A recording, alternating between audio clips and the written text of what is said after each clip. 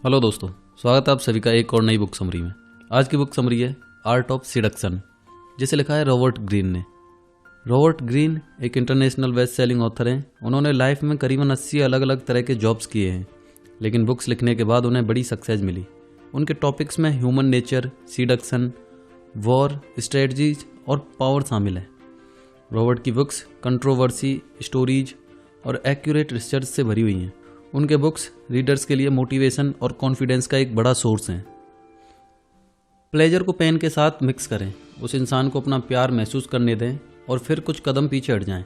अब वो शख्स फिर से आपको खुश करने और आपका प्यार पाने के लिए कुछ भी करने को तैयार हो जाएगा। इस बुक समरी में आप कुछ ऐसे ही टेक्निक के बारे में सीखेंगे।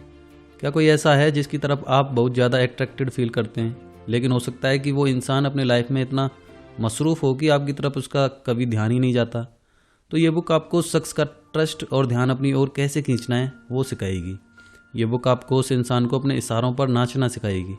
इसके लिए आपको कोई मैजिकल ड्रिंक बनाने की ज़रूरत नहीं है या किसी परी की मदद की ज़रूरत नहीं है।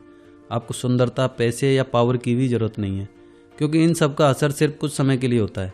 सीडक्शन तो एक माइंड गेम है, और अगर आप इस आर्ट को मास्टर कर लेते हैं तो फिर आप किसी भी लड़के या लड़की को अपनी तरफ अट्रैक्ट कर सकते हैं। तो चलिए फिर शुरू करते हैं आज की book summary, the art of seduction by Robert Greene. Choose the right victim. Vicomte de Valmont Paris में जवान लड़कियों और शादीशुदा औरतों को रिझाया करता था। वो अपने पसंद की किसी भी औरत को हासिल कर सकता था। इस वजह से अब वो बोर होने लगा था। अब पेरिस की कोई भी औरत उसके लिए चैलेंज नहीं थी। वो आसानी से किसी को भी अपनी तरफ अट्रैक्ट कर लेता था। इसलिए एडवेंचर की तलाश में उसने कुछ दिनों के लिए वहाँ से दूर अपनी आंटी के पास रहने का फैसला किया। वो अपनी आंटी के विला पहुंचा। वहाँ और भी कई गेस्ट रह रहे थे। उनमें से एक थी प्रेसिडेंट डी टूरवेल। वो 22 साल की शादीशुदा लड़की थी। उसका पति काम के सिलसिले में कहीं दूर गया हुआ था। बॉलमोंट ने टूरवेल के बारे में सुना था। वो बहुत खूबसूरत थी और अपने पति के लिए बहुत लॉयल थी।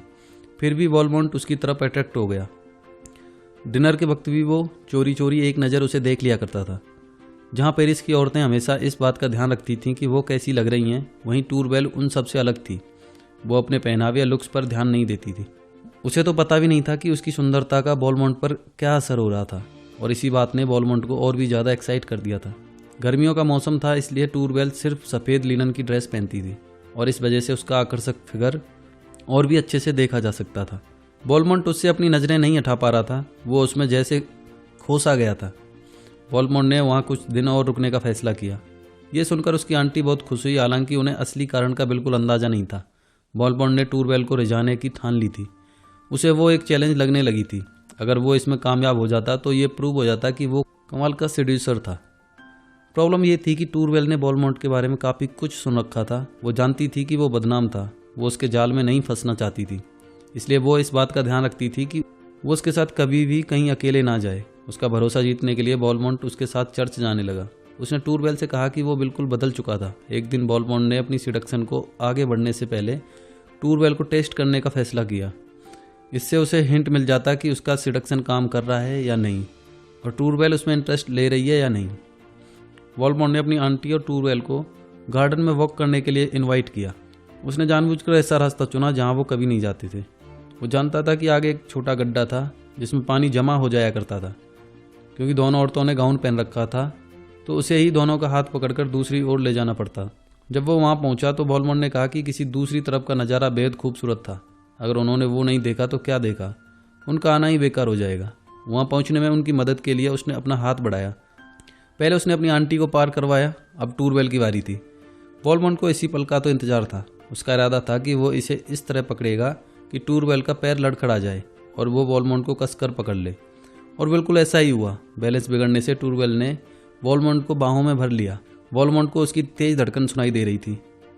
जब उसकी नज़र टूरवेल के चेहरे पर गई तो वो शर्म से लाल हो गई थी। अब वो समझ गया था कि टूरवेल को सिड्यूस करना मुश्किल नहीं होगा। बहुत जल्द वो उसकी ओर खींची चली आएगी। तो आपको क्या लगता है कि किस वजह से टूरवेल बॉलमोंट की शिकार बन गई थी? पहला, वो अपनी लाइफ से बोर हो गई थी। शायद वो खुद नहीं जानती थी कि उसे एक एडवेंचर की तलाश थी। दूसरा, वो भोली वाली थी। वो सीड्यूसर नहीं थी, इसलिए बॉलमोंट जो गेम खेल रहा था वो उस बारे में कुछ नहीं जानती थी। उसे एक अधूरापन लग रहा था, और बॉलमोंट ने यह जताया कि वो उस कमी को पूरा कर सकता था। अपने टारगेट को पाने की जल्दबाजी मत करो। आप अपने और विक्टिम के बीच टेंशन क्रिएट कर सकते हैं। ये सिडक्शन को और भी ज़्यादा स्ट्रॉन्ग बना देता है। और सबसे ज़रूरी चीज़, आगे बढ़ने से पहले हिंट ढूंढना चाहिए। ये पता लगाना चाहिए कि उस इंसान को आप में थोड़ा भी इंटरेस्ट है या नहीं। अगर हाँ, तब आपको सिडक्शन को और गहरा करना होगा। नेक्स्ट है अप्रोच इनडायरेक्टली। एन मैरी 17वीं सेंचुरी में फ्रांस की एक रानी थी। उनके दादा किंग हेनरी IV थे। उनके परिवार ने एन के लिए कई रिश्ते देखे थे, लेकिन वो सब एक पॉलिटिकल डील जैसे थे। एन को कभी कोई ऐसा नहीं मिला था जो सच में उससे प्यार करता हो। वो 42 की हो गई थी, लेकिन अब तक उनकी शादी नहीं हुई थी। एक दिन राजा के दरबार में उसकी मुलाकात एक बहादुर सोल्जर से हुई। उसका नाम मार्किस एंटोनिन था। वो दिखने में बहुत साधारण था, उसकी हाइट भी कुछ कम थी, लेकिन उसकी बहादुरी के किस्सों ने सबको इम्प्रेस कर दिया था। एन जानती थी कि वो औरतों को सिड्यूस करने में माहिर था, लेकिन वो उसके बारे में और जानने से खुद को रोक नहीं पा रही थी। अगले कुछ पलों तक वो कई बार एक दूसरे से दरबार में टकराए और उनके बीच बातचीत हुई। एन ने अपनी डायरी में लिखा था कि मार्किस के साथ बातचीत उस दिन का सबसे स्पेशल और यादगार मोमेंट था। वो अच्छे दोस्त बन गए थे। कुछ ही समय में मार्किस उनके हमराज बन गए। अब वो उनके साथ अपने सीक्रेट्स शेयर करने लगी थी।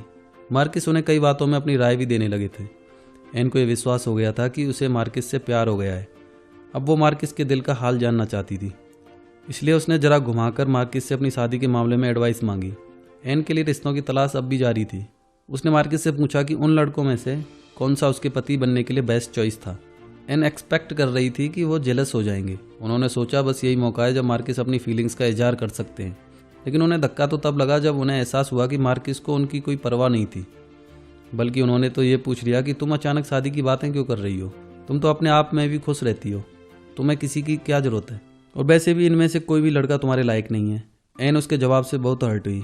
कई महीनों बाद राजा के भाई की वाइफ की डेथ हो गई। राजा लुई ने एन को अपने भाई की दूसरी पत्नी बनने का ऑफर दिया। एन को यह बात बिल्कुल अच्छी नहीं लगी। उसने ये बात मार्किस से शेयर की और उनकी एडवाइस मांगी। मार्किस ने कहा कि उन्हें राजा के प्रति वफादार होना चाहिए और जिस तरह भी हो सके उनकी हमेशा सेवा करनी चाहिए। एन इस जवाब से एक बार फिर निराश हो गई थी। इससे भी ज़्यादा बुरा तो तब हुआ जब मार्किस ने उससे बात करना बंद कर दिया। उसने अचानक ही एन से दूरी बना ली थी। ऐसा लग रहा था मानो अब वो उसका दोस्त बने रहना नहीं चाहता है। एन ने राजा को अपना डिसीजन बताया कि वो उनके भाई से शादी करना नहीं चाहती। फिर वो मार्किस के पास गई और उन्हें एक पेपर दिया और कहा कि वो सिर्फ अगली सुबह ही इसे पढ़ सकते थे। उसने बताया कि उस पेपर में उस इंसान का नाम लिखा था जिससे वो सच में बहुत प्यार करती थी। मार्किस ने जब पेपर खोला तो उसमें सिर्फ 3 शब्द लिखे थे, वो तुम हो। जब एन ने दरबार में मार्किस के साथ अपनी एंगेजमेंट के बारे में बताया तो पूरा दरबार चौंक गया। एन फ्रांस की दूसरी सबसे पावरफुल औरत थी, फिर भी उसने एक मामूली सोल्जर को चुना था। अब कोई भी उसका मन नहीं बदल सकता था। तो कुछ समझे आप? असल में मार्किस हिस्ट्री के एक बेमिसाल और ग्रेट सीड्यूसर थे। पहले उन्होंने एन का इंटरेस्ट जगाया, फिर उन्हें खुद की तरफ अट्रैक्ट किया और उनकी फीलिंग्स को एक्साइट किया। जब उन्होंने एन का ध्यान खुद की ओर खींच लिया तब वो उसमें कम इंटरेस्ट दिखाने लगे और पीछे हट गए। इसकी वजह से एन बेचैन हो गई और उनके सिडक्शन के जाल में फंस गई। एन से शादी करके उन्हें बेशुमार पैसा और पावर मिला। सिडक्शन ही उनका मास्टर स्ट्रोक था। जब उन्होंने एन से पहली बार बात की थी तब वो समझ गए थे कि वो उनकी तरफ अट्रैक्ट हो रही थी। मार्किस दोस्ती का लालच देकर उनके करीब होने लगे। दोस्त बनकर उन्होंने एन का भरोसा जीता और ये जताने की कोशिश की कि वो उसके पैसे, रुतबा या सेक्स के पीछे नहीं थे। उन्हें विश्वास था कि धीरे धीरे ही सही, लेकिन एन उनसे प्यार करने लगेगी। सिडक्शन का दूसरा स्टेप होता है दोस्ती बढ़ाना। ऐसा करने से आपका टारगेट आपके साथ कंफर्टेबल हो जाता है। वो थोड़ा इनसिक्योर भी फील करने लगता है। आप अपनी हद पार नहीं कर रहे तो वो कभी आपके छुपे हुए मकसद को नहीं समझ पाएगा और आप पर विश्वास करने लगेगा। फिर आपको इस दोस्ती को और गहरा करना होगा। बाद में एक ऐसा टाइम आएगा जब उसमें यह जानने की तड़प पैदा होने लगेगी कि क्या वो दोस्त से बढ़कर कुछ और भी हो सकता है या नहीं। लेकिन आप उसे पहला कदम उठाने दें। इसे इस भ्रम में रहने दें कि वो आपको कंट्रोल कर रहा है, लेकिन सच तो सिर्फ आप जानते हैं कि कंट्रोल किसके हाथ में है। नेक्स्ट है सेंड मिक्स्ड सिग्नल्स। ऑगस्ट प्रसिया का प्रिंस था। उसकी उम्र 24 साल थी। वो फ्रेडरिक द ग्रेट का भतीजा था। उसने पूरा फ्रांस घूम लिया था। वो वहाँ की हर जवान लड़की को सीड्यूस कर चुका था। एक दिन उसने मैडम डी स्टेल के विला में जाने का फैसला किया। वो एक फेमस फ्रेंच राइटर थी। मैडम स्टेल ने ऑगस्ट का बहुत स्वागत किया। उन्होंने ऑगस्ट को अपने सारे गेस्ट से मिलवाया। उसके बाद सभी ड्राइंग रूम में कॉफ़ी पीने चले गए। वो सब नेपोलियन के वॉर स्ट्रेटजी और पेरिस के लेटेस्ट फैशन के बारे में बात कर रहे थे। तभी अचानक दरवाज़ा खुला। एक 30 साल की बेहद खूबसूरत औरत अंदर आई। उसका नाम मैडम रिकेमियर था। वो स्टेल की करीबी दोस्त थी। उसने प्रिंस से हेलो कहा और खुद को इंट्रोड्यूस किया। फिर वो ऊपर अपने कमरे में चली गई। ऑगस्ट ने उसके बारे में काफ़ी कुछ सुना था। वो फ्रांस के चर्चित और चहेते लोगों में से एक थी। न जाने कितने लड़के उसके लिए दीवाने थे। उसका चेहरा आर्टिस्ट के लिए किसी आर्ट से कम नहीं था। वो इतनी सुंदर थी कि वो सिर्फ उसके चेहरे को ही नहीं बल्कि उसके पैरों की पेंटिंग बनाने के लिए भी तरसते थे। जब वो वाइट ड्रेस पहनकर वॉर रूम पार्टीज में डांस करती तो सबकी नज़रें उसी पर टिकी रहती थी। बड़ी आसानी से वो सबका ध्यान अपनी ओर खींच लेती थी। वैसे तो प्रिंस को कम उम्र की लड़कियां पसंद थीं, लेकिन रेकेमियर की अदाओं ने उस पर जादू सा कर दिया था। अपने सामने उसे अचानक देखकर वो बस उसे देखता ही रह गया। उसने सोचा कि लोग जितना कहते हैं वो उससे भी ज़्यादा सुंदर है। जहाँ एक तरफ वो अट्रैक्टिव और स्वीट लग रही थी, वहीं दूसरी ओर वो बहुत मिस्टीरियस भी थी, और इसी चीज़ ने ऑगस्ट को बेचैन कर दिया था। डिनर के समय ऑगस्ट उसे गौर से नोटिस कर रहा था। वो बिल्कुल चुप थी, उसकी पलकें झुकी हुई थी। उसने एक दो बार नज़रें उठाकर प्रिंस की आंखों में देखा। ऑगस्ट की खुशी का तो ठिकाना ही नहीं था। अब वो उसकी ओर और अट्रैक्ट होने लगा था। खाने के बाद सब गैलरी में इकट्ठा हुए। रेकेमियर ने एक म्यूजिकल इंस्ट्रूमेंट बजाना शुरू किया। साथ ही वो एक रोमांटिक गाना गाने लगी। उसकी आवाज़ ऐसी थी कि जो सुने बस उसमें खो जाए। उसके चेहरे पर एक मासूमियत थी। वो बीच बीच में ऑगस्ट को देख रही थी। उसकी आंखों में एक अजीब सा नशा था। ऑगस्ट बहुत कंफ्यूज्ड फील कर रहा था, लेकिन वो बिल्कुल मोहित होकर उसे एक नज़र देखे जा रहा था। उस रात के बाद उसने वहाँ कुछ और दिन रुकने का फैसला किया। अगले कुछ दिनों में वो दोस्त बन गए। वॉक पर साथ जाने लगे। कभी कभार वो डांस पार्टीज में और वोटिंग करने भी जाया करते थे। देर रात तक एक दूसरे से बातें करने लगे। उन्हें एक दूसरे का साथ अच्छा लगने लगा था। प्रिंस अभी भी कंफ्यूज्ड था। रेकेमियर ज़्यादातर स्पिरिचुअली और उससे जुड़ी बातें करती थी, लेकिन अक्सर वो ऑगस्ट के हाथों को टच भी करती थी। बातों बातों में उससे फ्लर्ट भी करती थी। बड़ी जल्दी 2 हफ्ते बीत गए। रेकेमियर ऐसे ही मिक्स्ड सिग्नल्स देती रही। ऑगस्ट अब खुद को कंट्रोल नहीं कर पा रहा था और उसने उसे प्रपोज कर दिया। ऑगस्ट उस समय यूरोप का सबसे एलिजिबल बैचलर था। उसके लिए लड़कियों की लाइन लगी हुई थी। फिर भी वो सिर्फ रेकेमियर के लिए खुद को बदलने को तैयार था। यहाँ तक कि वो उसका धर्म भी अपनाने को तैयार था। रेकेमियर ने उसे हाँ कह दिया। फिर उन्हें कुछ दिनों के लिए एक दूसरे से दूर रहना पड़ा। ऑगस्ट को अपने परिवार को इस बारे में बताना था। रेकेमियर ने उसका इंतजार करने का वादा किया। उसने कहा कि वो इस बीच उम्र में उससे बड़े पति से अलग होने की अरेंजमेंट कर लेगी। वहाँ से जाने के बाद ऑगस्ट ने उसे बहुत सारे लव लेटर्स लिखे, लेकिन रेकेमियर ने एक बार भी जवाब नहीं दिया। ऑगस्ट अब बेचैन होने लगा था। आखिर एक दिन रेकेमियर का जवाब आया। उसने शादी से इनकार कर दिया था। उसके लिए उसने माफ़ी भी मांगी और इस तरह उनका अफेयर ख़त्म हुआ। रेकेमियर को ऑगस्ट से कभी प्यार था ही नहीं। ऑगस्ट बस उसके लिए एक शिकार था जिसे वो सीड्यूस करने में कामयाब हो गई थी। जैसे जैसे वो बड़ी हो रही थी, वो अपने लिस्ट में और भी ज़्यादा अमीर और पावरफुल लड़कों का नाम जोड़ती जा रही थी। वो सब उसके लिए दीवाने हो गए थे, लेकिन वो कभी किसी की नहीं हुई। मिक्स्ड सिग्नल्स का असर बहुत स्ट्रॉन्ग होता है। वो बहुत ज़्यादा इंटरेस्ट और मिस्ट्री क्रिएट करते हैं। अगर आप चाहते हैं कि किसी पर आपका धुन सवार हो जाए तो आपको काइंडनेस और मासूमियत दिखानी चाहिए, लेकिन हल्का फुल्का फ्लर्ट करके हिंट भी देना होगा। इससे आपका टारगेट बहुत ज़्यादा प्लेजर की उम्मीद करने लगता है। वो उसको पाने के लिए तड़पने लगता है। लेकिन ध्यान रखना, आपको थोड़ी दूरी बनाकर रखना होगा। अपने बारे में सब खुलकर सामने मत आने दो। खुद को एक मिस्ट्री की तरह प्रेजेंट करो। सस्पेंस बनाए रखो। अपने टारगेट को सरप्राइज करते रहो। उसके बहके हुए मन को आपके इमेजिनेशन से भर दो। उसके बाद उससे मिलना कम कर दो। अगर आप बहुत ज़्यादा अटेंशन देंगे तो वो आपसे बोर हो जाएगा। उसे थोड़ा स्पेस दो और उसको पाने की चाहत में तड़पने दो। उसे अपने पीछे आने के लिए मजबूर करो। नेक्स्ट है appear to be an object of desire. यह इंसान की फितरत है कि दूसरे जो चाहते हैं वो उसे पाने की इच्छा करने लगता है। यह ह्यूमन नेचर है। अगर आप सच में चाहते हैं कि कोई आपकी ओर खींचा चलाए तो सबसे बेस्ट होता है लव ट्रायंगल क्रिएट करना। इसका मकसद ये दिखाना होता है कि कोई और भी है जो आपको पाना चाहता है। यह आइडिया क्रिएट करो कि कोई आपको पाने के लिए तरस रहा है। अगर इसमें कोई कंपटीशन होगा तो आपका टारगेट आपको पाने की इच्छा करने लगेगा। वो सबको यही साबित करने की कोशिश करने लगेगा कि आप उसके और सिर्फ उसके हैं। लेकिन बिना कंपटीशन के उसका आप में इंटरेस्ट कम हो सकता है, या फिर वो शायद किसी और की तरफ अट्रैक्ट भी हो सकता है। रोम में पॉल री नाम के 32 साल के फिलोसोफर थे। एक दिन वो एक सैलून में गए। वहाँ उन्होंने लू वॉन सेलोम को देखा, जो 21 साल की रशियन लड़की थी और रोम में छुट्टियाँ मनाने आई थी। री ने खुद को इंट्रोड्यूस किया। वो दोनों रात भर बातें करते रहे। री बहुत खुश था कि भगवान और कई सारी बातों में उसके और सेलोम के थॉट्स बिल्कुल एक जैसे थे। वो बुद्धिमान थी और सोच समझकर बातें करती थी। बीच बीच में वो री की आंखों में देखा करती थी। उसकी आंखों में एक शरारत थी। अगले कुछ दिन वो साथ में शहर घूमने निकले। सैलोम को पता चला कि री फेमस फिलोसोफर फ्रेडरिक नीत्शे के दोस्त थे। उसने री को बताया कि वो फ्रेडरिक की फैन थी और उनसे मिलना चाहती थी।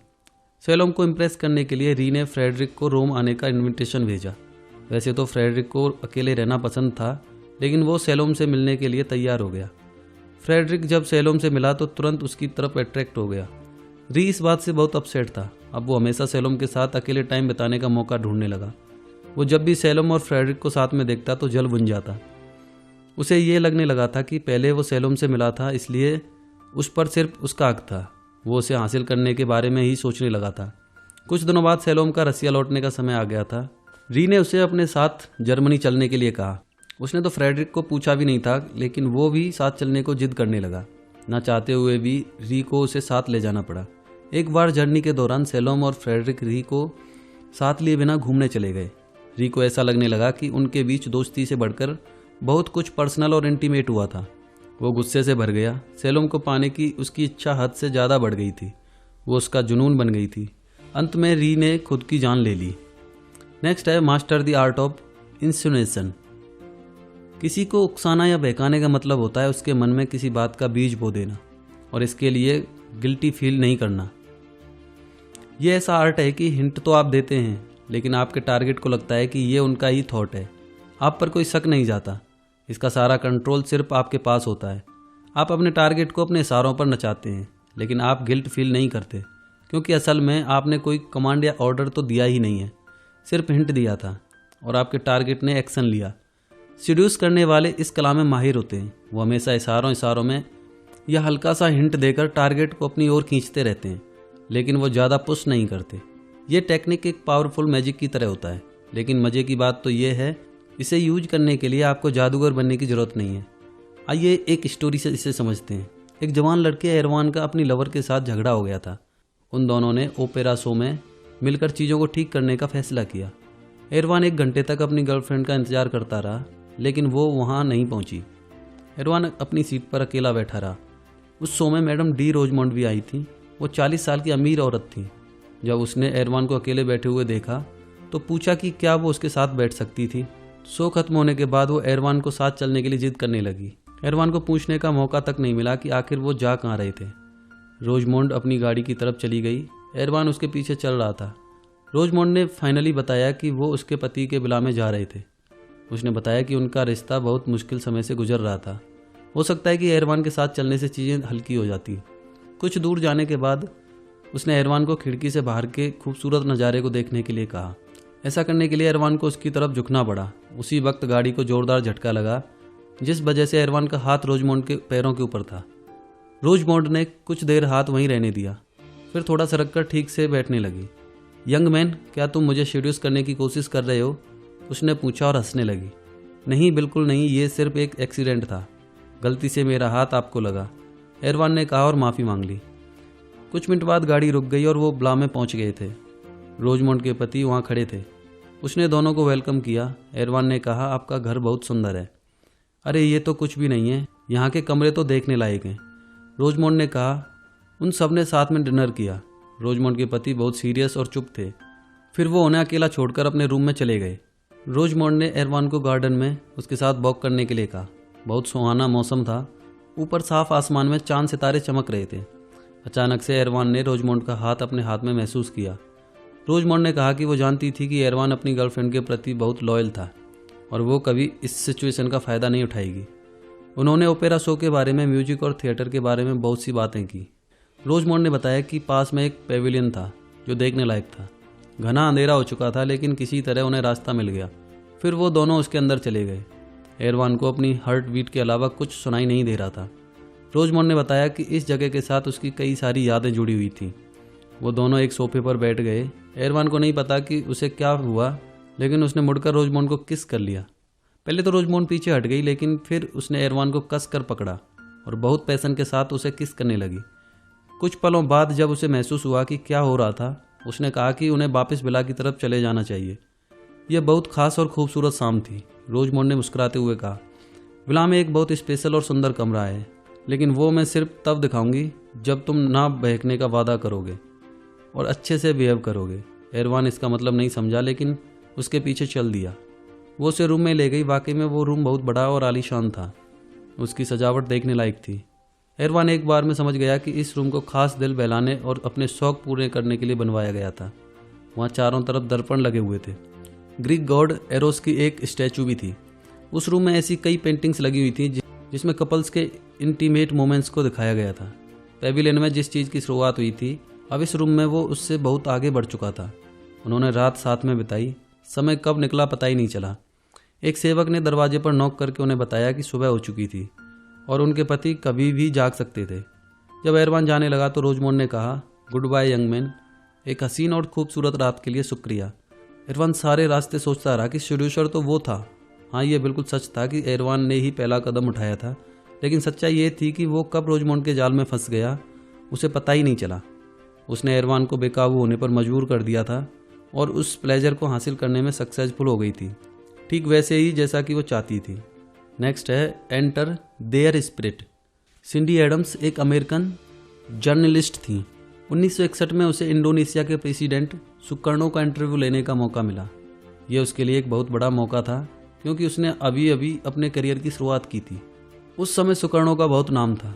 उन्होंने इंडोनेशिया को डच से इंडिपेंडेंस दिलाने में लीडरशिप की भूमिका निभाई थी। वो 1949 में प्रेसिडेंट के पद के लिए चुने गए थे और अपनी पोजीशन पर अब तक बरकरार थे। उस समय सुकर्णो काफ़ी प्रॉब्लम्स फेस कर रहे थे, क्योंकि वेस्ट में उनकी रेपुटेशन अच्छी नहीं थी। उनकी फॉरेन पॉलिसी की वजह से उन्हें हिटलर ऑफ एशिया का टाइटल दिया गया था। यूएस में उन्हें बिल्कुल पसंद नहीं किया जाता था। सिंडी चाहती थी कि वो इंटरव्यू काफ़ी दिलचस्प हो, इसलिए उसने शुरुआत एक जोक से की। उसे आश्चर्य तो तब हुआ जब सुकर्णो को जोक पसंद आया। इसके बाद माहौल थोड़ा लाइट हो गया था। इंटरव्यू के बाद सुकर्णो ने सिंडी को बहुत सारे गिफ्ट्स दिए। जब वो अपने घर न्यूयॉर्क पहुंची तो उसे सुकर्णो के फ्रेंडली लेटर्स मिलने लगे। 3 साल बाद उन्होंने सिंडी से पूछा कि क्या वो उनकी ऑटोबायोग्राफी लिखने में मदद करेंगी। सिंडी बहुत कंफ्यूज्ड थी। वो एक जानी मानी जर्नलिस्ट नहीं थी, फिर भी सुकर्णो ने उसको ऑथर के रूप में चुना था। उसे इस बात का ख्याल आने लगा कि कैसे फ्रांस के लोगों ने उन्हें एक ग्रेट सेड्यूसर का लेवल दिया था। सुकर्णो की 4 बीवियां थीं और उनके हजारों अफेयर के किस्से चर्चा का विषय रह चुके थे। इन सब के बावजूद सिंडी ने ऑफर एक्सेप्ट कर लिया था, क्योंकि ये एक बड़ा और कमाल का मौका था। सिंडी ने फैसला किया कि वो सुकर्णो के साथ बिल्कुल वैसे ही पेश आएगी जैसे पहली मुलाकात में आई थी। बुक लिखने के लिए उन्होंने पहला इंटरव्यू किया। सिंडी सुकर्णो को अपने होटल की शिकायत करने लगी और बताया कि वहाँ के स्टाफ बहुत रूड थे। सुकर्णो ने एक लेटर लिखा जिसमें साफ साफ इंस्ट्रक्शन दिया गया था कि सिंडी को वीआईपी ट्रीटमेंट दिया जाना चाहिए। अगले इंटरव्यू के लिए सिंडी को सुकर्णो के होम टाउन जाना पड़ा ताकि वो उनके बचपन के बारे में लिख सके। इस बार उसने फ़्लाइट की शिकायत की। सुकर्णो ने उसे एक प्राइवेट प्लेन और पर्सनल पायलट के साथ पूरा केबिन क्रू ही दे दिया। एक दिन सुकर्णो ने सिंडी से पूछा, क्या तुम जानती हो मैं ये ऑटोबायोग्राफी क्यों लिख रहा हूँ? सिर्फ तुम्हारी वजह से। उन्होंने कहा कि सिंडी बहुत स्मार्ट और दिलचस्प लड़की थी। वो हर रोज़ सिंडी के कपड़ों की तारीफ करते। सिंडी को लगने लगा था कि वो हिटलर ऑफ एशिया तो बिल्कुल ही नहीं है जैसा कि दूसरे सोचते थे। कई बार सुकर्णो ने इन बातों में सिंडी के हाथ को टच किया। एक बार तो ऐसा मौका भी आया जब सुकर्णो ने उसे किस करने की कोशिश की, लेकिन सिंडी ने क्लियर कर दिया था कि वो अपनी शादीशुदा लाइफ में बहुत खुश थी। सुकर्णो ने उसकी बात मान ली और कहा कि वो इस बात को समझते हैं, लेकिन वो दोस्त बनकर तो रह सकते हैं ना। यह इंटरव्यू कई महीनों तक चला। सिंडी ने सुकर्णो में कई बदलाव नोटिस किए। वो उसके साथ पर्सनल और इनफॉर्मल होने लगी थी। अब वो भी सिंडी की तरह फनी और खुश मिजाज हो गए थे। पहले तो वो मिलिट्री यूनिफॉर्म पहना करते थे, लेकिन अब कैजुअल कपड़े पहनने लगे थे। अब तो वो कई बार नंगे पैर भी घूम लिया करते थे। सुकर्णो सिंडी के बहुत क्लोज हो गए थे। एक रात उन्होंने सिंडी से उसके बालों के रंग के बारे में पूछा। सिंडी ने कहा ब्लू ब्लैक कलर है शायद। उन्होंने कहा कि उन्हें भी बिल्कुल वैसा ही रंग अपने बालों में चाहिए था। सिंडी ने सोचा कि वो मजाक कर रहे थे, लेकिन फिर सुकर्णो ने सिंडी को उनके महल में इनवाइट किया। सिंडी ने खुद सुकर्णो के बालों पर कलर लगाया। अब उन दोनों के बालों का रंग बिल्कुल एक जैसा हो गया था। 1965 में वो बुक पब्लिश की गई। उसका टाइटल था Sukarno an autobiography as told to Cindy Adams. वो बुक बहुत बड़ी हिट साबित हुई। वेस्ट के लोगों के लिए बहुत बड़ा सरप्राइज था, क्योंकि बुक के माध्यम से सुकर्णो की पर्सनालिटी एक चार्मिंग और प्यारे इंसान के रूप में सामने आई थी। अब उन्हें तानाशाह के रूप में नहीं देखा जाता था, और सुकर्णो बिल्कुल यही तो चाहते थे। वेस्ट के लोगों की सिंपैथी और इंडोनेशिया के लोगों का प्यार। उस समय इंडोनेशिया गवर्नमेंट मिलिट्री द्वारा हटाए जाने के कगार पर था। बेशक इस बुक ने उनके प्रेसिडेंट के लिए सबकी सोच और नज़रिए को बदल कर रख दिया था। वो और ज़्यादा पसंद किए जाने लगे और भी ज़्यादा पॉपुलर हो गए थे। आखिर उनकी सिडक्शन की ट्रिक काम आ गई। लेकिन इन सब के लिए उन्होंने सिंडी एडम्स को क्यों चुना? इसके 3 कारण थे। पहला, वो एक जानी मानी जर्नलिस्ट नहीं थी, उसे बहुत कम एक्सपीरियंस था। उसने अपने प्रोफेशनल रिलेशन को पर्सनल और इनफॉर्मल होने दिया। दूसरा, वो वेस्ट से थी, अमेरिका और यूरोप के लोग आसानी से उसकी लिखी बातों पर विश्वास कर लेते। और तीसरा, वो एक औरत थी। सुकर्णो ने बहुत ध्यान से सिंडी को देखा, समझा और उसके जैसे बनने लगे। वो फनी, दिलचस्प और फ्रेंडली थी, इसलिए वो भी बिल्कुल उसके जैसे बन गए थे। यहाँ तक कि उन्होंने तो अपने बालों का रंग भी उसके जैसा कर लिया था। ऐसा करने से आप अपने टारगेट के डिफेंस सिस्टम को तोड़ देते हैं और वो आपके साथ खुलने लगता है। उन्होंने हमेशा सिंडी की शिकायतों को दूर किया, उसकी ज़रूरतों को पूरा करके उसे कंफर्टेबल फील कराया। अब सिंडी की नज़र में वो हिटलर जैसे नहीं, बल्कि एक अट्रैक्टिव, केयरिंग और फ्रेंडली इंसान बन गए थे। और उसने इसी इमेज को बुक में लिखकर लोगों के सामने पेश किया था। तो वक्त आ गया अब इस बुक के कंक्लूजन का। तो आपने सीडक्शन के अलग अलग फेज के बारे में जाना। सीडक्शन में 2 चीज़ें सबसे इंपॉर्टेंट होती हैं। पहला, खुद को समझना कि आप में क्या खास क्वालिटी है किसी को इम्प्रेस करने की। दूसरा, अपने टारगेट को ठीक से समझना, उनकी पसंद, उनकी ज़रूरतों को डिटेल में जानना। आपने जाना कि सीडक्शन की शुरुआत करने के बाद थोड़ा पीछे हटकर ये टेस्ट करना चाहिए कि क्या वो इंसान सच में आप में इंटरेस्टेड है या नहीं। फिर उसका दोस्त बनकर भरोसा जीतने की कोशिश करें। मिक्स्ड सिग्नल देकर थोड़ा मिस्ट्री क्रिएट करें। अपने टारगेट को सरप्राइज करते रहें। आप हल्के फुल्के फिजिकल एक्शन जैसे हाथों को टच करना, आंखों में देखना, आवाज़ में सिडक्शन पैदा करना को भी यूज कर सकते हैं। उसके बाद पीछे हटकर उसे बेचैन कर दें, उन्हें आपको मिस करने दें। ऐसा दिखाएं कि कोई और भी है जो आपको पाने के लिए तरस रहा है। इससे आपका टारगेट आपको पाने की ओर और ज़्यादा इच्छा करने लगेगा। उनके मन में पैशन और इंटीमेसी से सीड्स को प्लांट करें। उन्हें कन्फ्यूज्ड रखें। उनकी ज़रूरतों को समझकर अपनी केयरिंग इमेज उनके सामने बनाएं। अगर आप ये स्टेप्स फॉलो करेंगे तो आप किसी को भी अपनी तरफ अट्रैक्ट कर सकते हैं। फिर वो हमेशा आपका बनकर ही रहेगा। लेकिन ध्यान रखना, आप सबको सेड्यूस नहीं कर सकते। सिर्फ उसे कर सकते हैं जिसे अपनी लाइफ में कोई कमी या अधूरापन लगता है। इसलिए अपना टारगेट ध्यान से चुनो। सिडक्शन में आप क्या कहते हैं वो ज़्यादा मायने नहीं रखता, बल्कि आप अपने टारगेट को कैसा फील करवाते हैं वो ज़्यादा ज़रूरी होता है। हिस्ट्री के कई फेमस लड़के लड़कियों ने इन सिडक्शन का इस्तेमाल करके न जाने कितने जंग की शुरुआत की, एम्पायर को रूल किया और बेशुमार धन दौलत को हासिल किया। सिडक्शन एक माइंड गेम है जो लोगों की साइकोलॉजी के साथ खेलता है। ये ऐसे लोगों को सीड्यूस करता है जिन्हें अपनी लाइफ में एक अधूरापन लगता है। ऐसे लोग बड़ी जल्दी किसी की तरफ खींचे चले जाते हैं। इसमें प्यार की कोई जगह नहीं होती।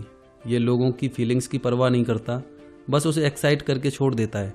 और कमाल की बात तो ये है कि ये पावर आपके पास भी हो सकती है। बस सिडक्शन के आर्ट को समझने की ज़रूरत है। तो दोस्तों, ये बुक समरी तो यही समाप्त होती है। आपको इस बुक समरी का कौन सा पॉइंट या कौन सी बात अच्छी लगी वो आप हमें कमेंट सेक्शन में जाकर बता सकते हैं। साथ ही ये भी बता सकते हैं कि नेक्स्ट बुक समरी आप कौन सी सुनना चाहते हैं। मिलते हैं नेक्स्ट बुक समरी में। जय हिंद, जय भारत।